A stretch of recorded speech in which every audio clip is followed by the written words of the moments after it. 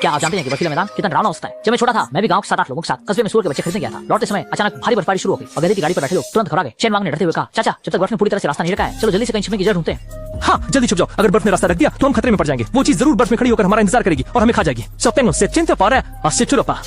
गांव के लोग बर्फबारी से बहुत डरते हैं, खासकर जब भारी बर्फ गिरती है। बर्फ में एक आदमखोर राक्षस प्रकट होता है और राक्षस पूरी तरह से सफेद होता है, बर्फ में खड़ा होता है और नंगी आंखों से बिल्कुल दिखाई नहीं देता। मेरे दादा ने आंखें मिचमिचाई, चेहरा गंभीर था। तुम लोग घबराते क्यों हो? बर्फ ने अभी पूरी तरह से रास्ता नहीं ढका है, वो चीज अभी बाहर नहीं आएगी। कुछ और दर्जन मील आगे चलो, वहाँ एक गुफा है, हम गुफा में छिप सकते हैं। हाँ, देखो तुम सब डरपोक लोग कितने घबराए हुए हो। वो जैसे बर्फीला राक्षस कहते हैं, सच कहें तो वो बस एक बड़ी सी बंदर है। हम इतने सारे लोग हैं, क्या एक बंदर से डरेंगे?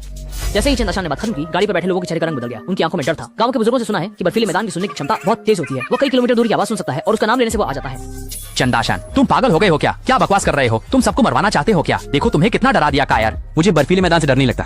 जैसे ही चंदाशान ने बात खत्म की, मेरे दादा ने बदबूदार गधे की चाबुक से चंदाशान को जोर से मारा, जिससे चंदाशान कांपने लगा और उसकी शराब भी कुछ हद तक उतर गई। तुम अगर फिर से बकवास करोगे तो मैं तुम्हें गधे की गाड़ी से उतार दूंगा। चाचा मैं अब बकवास नहीं करूंगा, कृपया मुझे गाड़ी से मत उतारो। चाचा हमें चंदाशान को गाड़ी से उतार देना चाहिए। उसने जो कहा वो चीज जरूर सुन चुकी होगी। शायद वो आगे बर्फ में हमारा इंतजार कर रही हो। मैंने अनायास ही आगे की ओर देखा। सामने की पहाड़ी सड़क पहले ही बर्फ से ढकी हुई थी। दूर तक सफेद चादर फैली हुई थी जिसका कोई अंत नहीं था। चारों ओर बहुत पास भयानक रूप से शांत, मानो बर्फ का मैदान बर्फ में खड़ा हो और ये मुझे घूर रहा हो।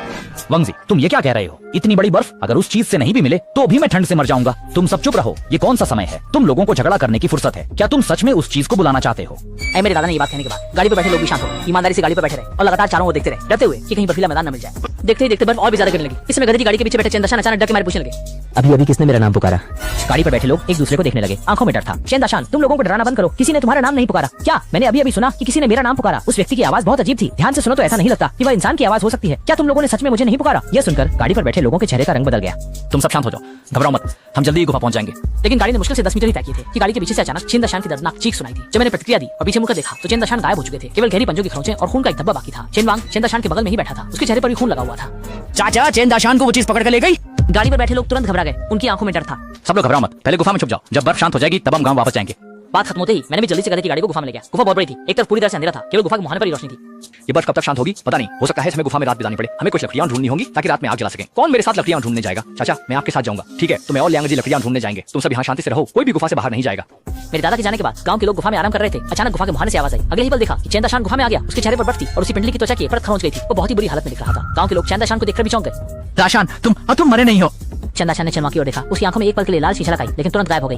तुम भी कैसे बाहर आ गए? चंदाशान की आवाज बहुत अजीब थी, जैसे गले में कुछ अटका हो। उसकी आंखें हमेशा इधर-उधर भटकती रहती थी और वह हमेशा गांव के लोगों को घूरता रहता था जैसे कुछ योजना बना रहा हो। तुम कैसे बचकर निकले? सिद्धांत रूप से कोई भी उस राक्षस के मुंह से जिंदा वापस नहीं आ सकता। तुम्हारी किस्मत सच में अच्छी है। उस चीज ने मुझे गुफा में खींच लिया और फिर वह भाग गई। तुम लोगों ने मुझे उठाया। गुफा में क्या देखा? गांव के लोग उत्सुकता से चंदाशान को देख रहे थे। दाशान तुम भाइयों के साथ गोल गोल बातें मत करो, जल्दी बताओ क्या देखा? चंदाशान ने अपनी आंखें मिचमिचाई, हाथ को जेब में डाला और जेब से 2 गीजर के पत्थर जैसे सोने के टुकड़े निकाले। मैंने उस तरफ की गुफा में सोने का ढेर देखा। कम से कम 700-800 सोने का वजन होगा। मैं जल्दी में भागा तो 2 टुकड़े सोने के लेकर आया। उस गुफा में और भी बहुत सारा सोना है। जब हम गांव लौटेंगे तो ये बात गांव वालों को बताएंगे, तब गांव के लोग सब सोना लेने जाएंगे। ओह सोना! दाशान जल्दी से मुझे सोना दिखाओ। चंदाशान ने सोना चेनवांग को दिया। चेनवांग ने सोना लेकर दांत से काटा। सोना, सच में सोना है।